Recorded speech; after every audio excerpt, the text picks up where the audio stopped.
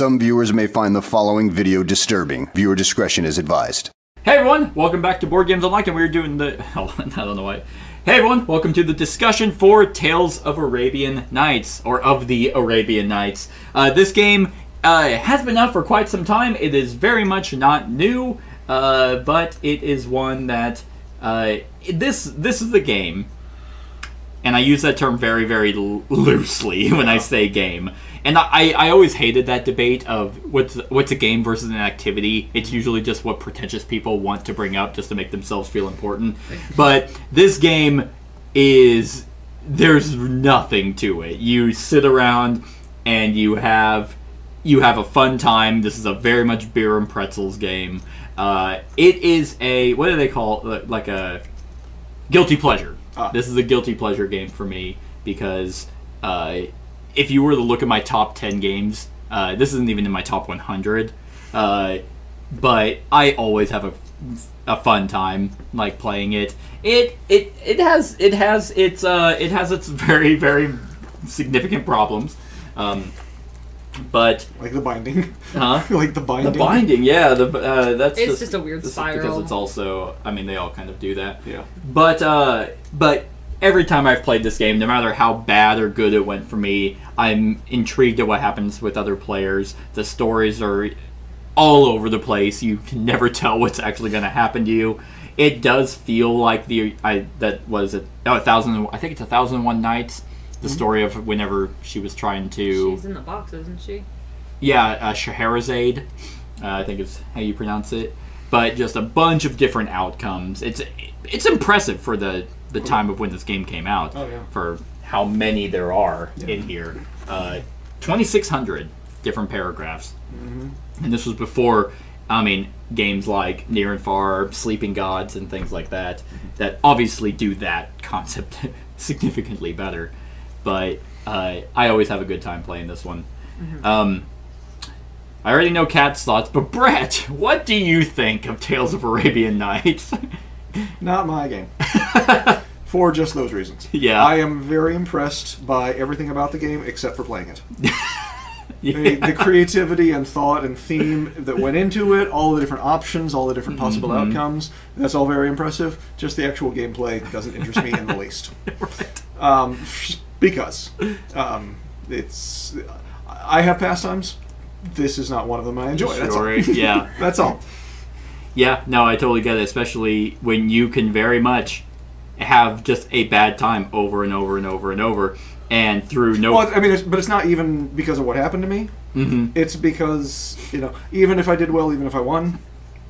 Right. I wouldn't feel like I won anything. It would just be... Yeah, it's literally just the luck of the roll, the luck of the draw. Yeah. That is absolutely this game. You have no control over what skills you get. Well, actually, at the beginning you get to pick some, but you have no idea if they're ever going to come up. Right. What encounter cards you're going to get, what quests you get, what treasures. This is all, like I said, just the board is almost just an excuse to read to each other. It's a very impressive bit of fluff. Yeah. And it's just... You ask my opinion, it's just not a fluff I enjoy. Yeah, no, absolutely. Like, if people say they don't like this, I'm like, oh no, I get it.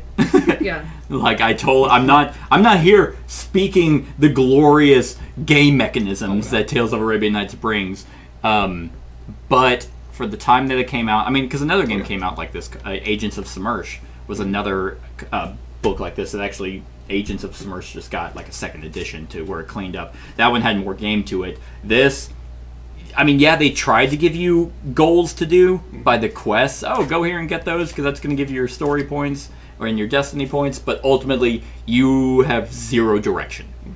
And that is absolutely a flaw. It would have been awesome to have a book like this with an actual game to back it up.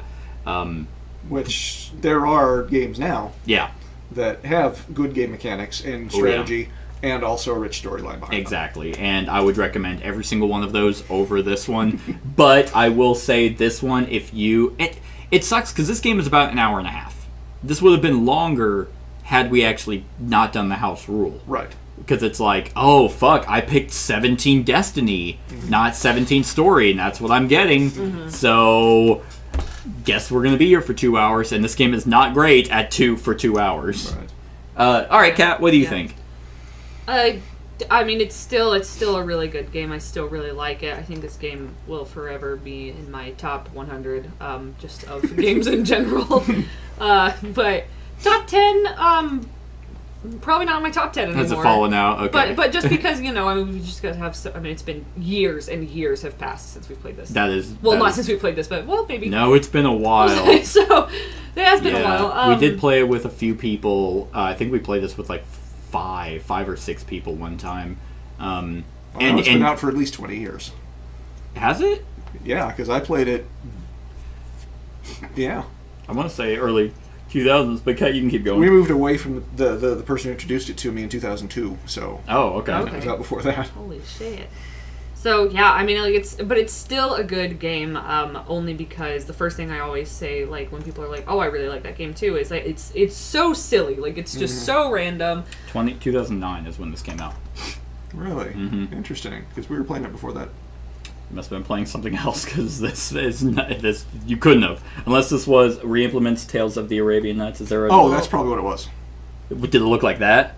I have no idea anymore. I'm like, because this came out in 1985. This version did. Because it was virtually identical from my memory. Okay, so. Maybe this was because it says re-implement, so maybe this is a second edition. I did not know that. Okay, could be. Sorry. No, it's okay. I was just gonna say, it's still a really good game to me, but I'm definitely not playing it for like a game. Game. It's because I want to be, I want to laugh. We want to run into ridiculous scenarios, and we just want to have a good time. I could care less where I go on the board. Yeah. Like I was lost and ensorcelled several times, and honestly, it's funnier moving around that way. Yeah. Because it's like, oh, where am I gonna go now? This does actually do something that a lot of games, actually don't, where because it is so random, like the games that we mentioned that do have a book or they have a narrative that you're following. Right. This one doesn't. This one you craft your own narrative. True. And you can look back and be like, oh, here's what happened to me. Here's my tale that I'm gonna tell. Mine's short.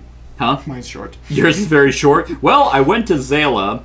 I went to jail. I ate some dates from a leather bag. Was in prison for the rest of my life. Turns out you can't do that. I talked to a bunch of jailers. No, actually, most of them were very cool. Your story was I was an outlaw. Yeah. And then I chose to go to jail. Why would you do that? And your story. Let's just get that out of the way. Your story is you're telling it to the people you're jailed with. You're telling it to the jailers. And they're just like, why would you choose to come here? While Sinbad's story was all about trying to actually just find love and become rich. Complete quests. Become a pirate. Like I played the pirate life and tried to settle down and never found love. Yep. Got turned down by everyone. And Aladdin's was the journey from across the sea, across the land, and he just and he became extremely pious. Yeah. And I told you, pray to a magic storm. Well, and he found out that it just doesn't. The gods want to do what they want to do. So sometimes it works. Thank you. But that's something that a lot of games don't do. That you do have some. I was gonna say you do have some freedom to roleplay, but you really don't. The only choices you make are off of your reactions, and it's a very macro view of role playing. You don't have any mechanics that allow you to be like, I have this, so I'm going to do this. Yep. You can look at your skills and be like, oh, maybe this might show up. And this could be different on how you're playing, because the way we've always played this game is here are your paragraphs, no skill or appearance, whatever. We ask, do you have that? Because technically your choice is, do you want to use it? Yeah. Because I don't remember what the rules say, but the way we've always done it is we don't read what the outcomes are. Because you wouldn't know thematically. Sure. You can very much play it where here's what no skill gives you, here's what appearance gives you, and then you can try and make it more strategic, but I feel like you're trying to game the game a little bit more, and that would make it way more, like that would make it longer as well. Yeah, and I don't think it would be any more fulfilling because even your strategies are not going to work out the way that you expect. Exactly. Yeah. Yeah, so I've always just like been... when you finally get that keyword and you're like, yes, and it's like, get wrecked, and Yeah. you're like, oh. It's somehow worse than if you didn't have the skill. But it's like you want to use the skills that you have acquired over the game. And hell, even, I forgot what the mastery did. I thought the mastery skill was you had to do it. No, it's you get to read the 3 options. That's really good, yeah. Well, it is, but it's like, oh my god, that would take so long. Yeah. Oh, well, let me flip through this book. Okay, plus is this. Well, I guess they're all right next to each other. It's like 1971, 2, and 3. Yeah. But it's like... And if you just get a good one right off the bat, you're like, I can tell this is going to be the best outcome for me, so I'll just do that. So, yeah. But yeah. We've always played it where it's just go with the flow. Just have a beer, take a shot every time you get shit on. Brett would have died from alcohol poisoning. But, we've played games where all 3 of us have been imprisoned, and we couldn't get out. Mm-hmm. And I'm pretty sure that game ended by all of us staying in prison, and you just incrementally went up. Here's some good prison stories. Right. This is a game that is... not for everyone, as we can obviously tell. It's one that I would never defend this. I would never be like, no, this game's fantastic. I will say though, I've known several groups of people who have played, and it's almost exclusively, and I don't feel any particular prejudice. This is personal experience, and this is just my observation. It is almost exclusively females that tend to really want to play it. Really? Yeah. That is interesting. I'm not making judgment about it. I'm just saying Sure. I've noticed that there's only been 1 or 2 males that have been, yeah, let's do it. And females are usually, yeah. Yeah, that is true. That the storytelling aspect. We thrive on Probably chaos. the storytelling aspect and the lack of strategy is more appealing in some ways. Maybe. I would, and you can even flip it and reverse it, and the lack of strategy is unappealing to some, yeah. the male case. Well, yeah, because like if you're coming into this game with the mindset of I'm trying to win, I have these goals. I pick the stupid tokens.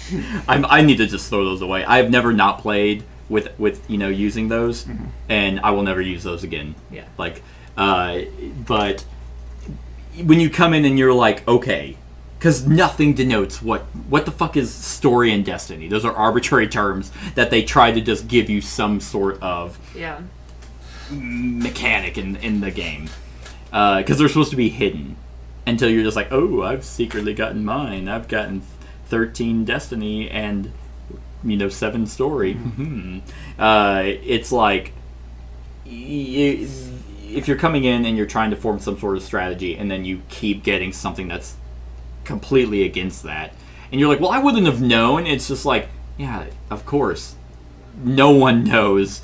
Like, and we've played this quite a bit. It's been a long time since we played it last, but when we were first getting into the hobby, this was one of the ones I got, and like we just have always taken it as a beer and pretzels game. But it's an experience. This is very much an activity. If you didn't watch the run through, the house rule that I heard from the Dice Tower like a couple weeks ago was just make it to where someone hits 20 on Destiny or Story, or what we ended up doing was just whenever your numbers equal 20. Just go with the flow, because this game does have a tipping point where, like, because I was worried whenever I finally had 20, because you have to have a successful encounter in Baghdad. And I was sitting there while she was reading that, and I thought I got on a boat. I thought it was going to make me move to an island. Right. I was going to call it. I was going to be like, no, we're done. Like, I don't care who, like, because about an hour and a half, I think, is the max before you're just like, yeah, okay, we're done reading to each other. Yeah. This game is one that I think would excel heavily with, like, a narrated app. Oh man, would it be so much easier. Maybe, or a fan assisted app. If there's one out there, let me know. But just to be like, oh, okay, what is it? Oh, 1116 1116. Yeah. Boop. And then if not narrated, just at least to where you can pull it up as I spit on Brett. Won't be the first time.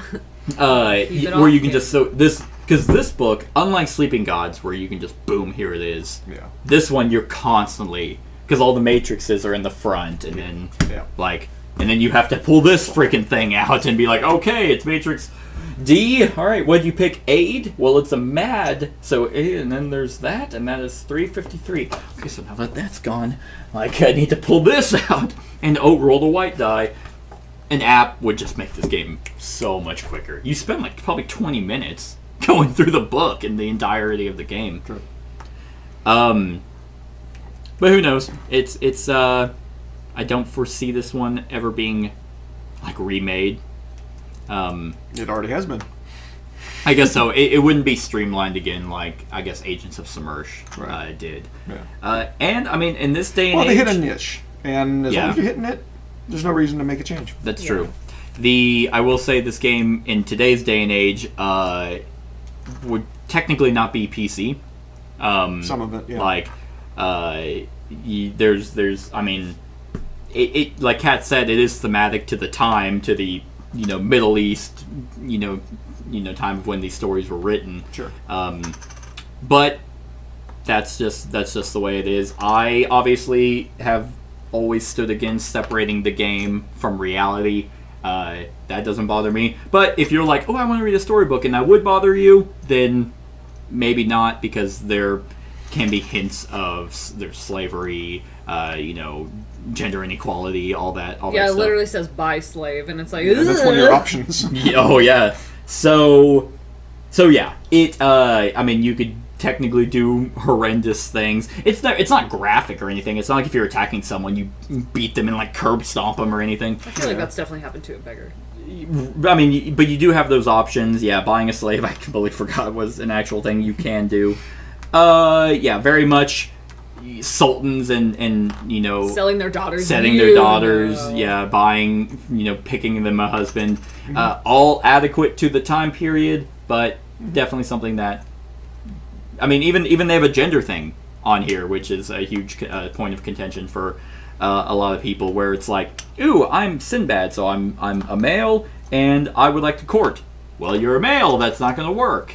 So there are instances that, depending on your sex, I mean, it can change, depending on, of course, magic and stuff like that.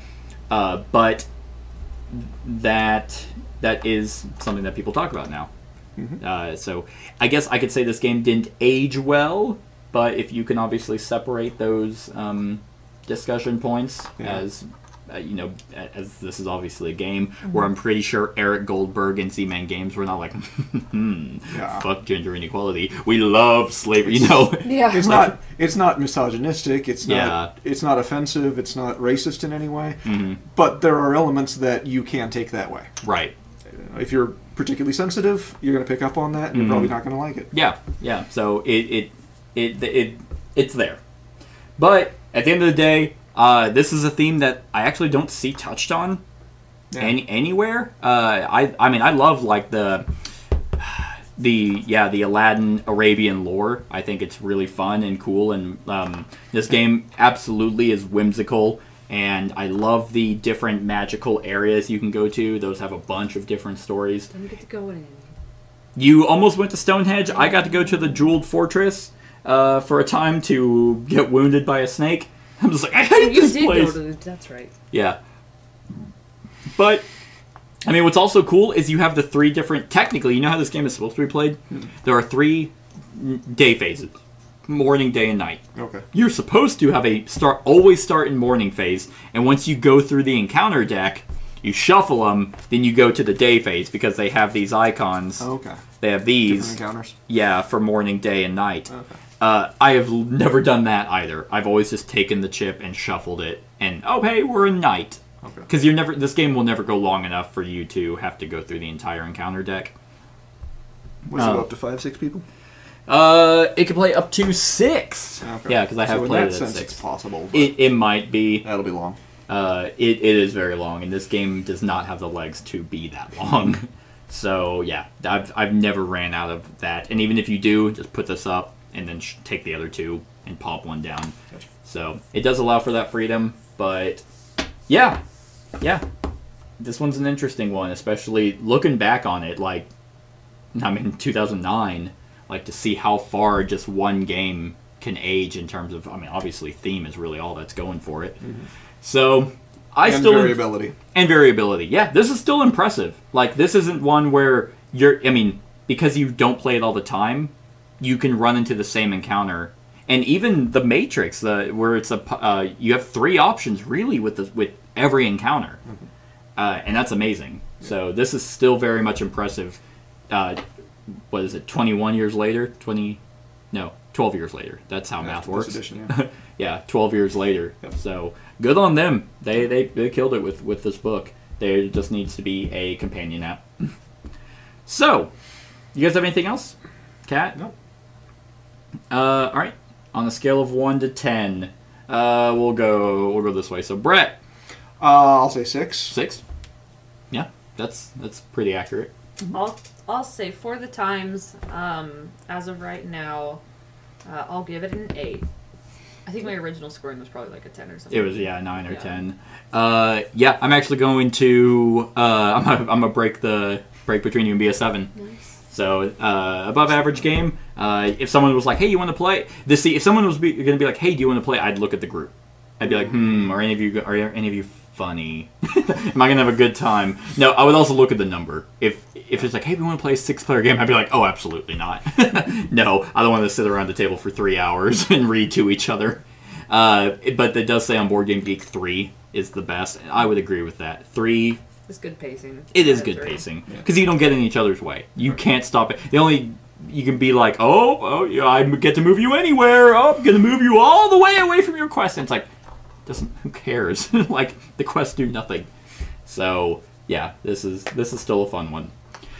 But anyway, that's our thoughts on Tales of the Arabian Nights. Let us know what you think of the game in the comments below. Other than that, like, comment, share, and subscribe, and have a wonderful whatever time of day it is for you.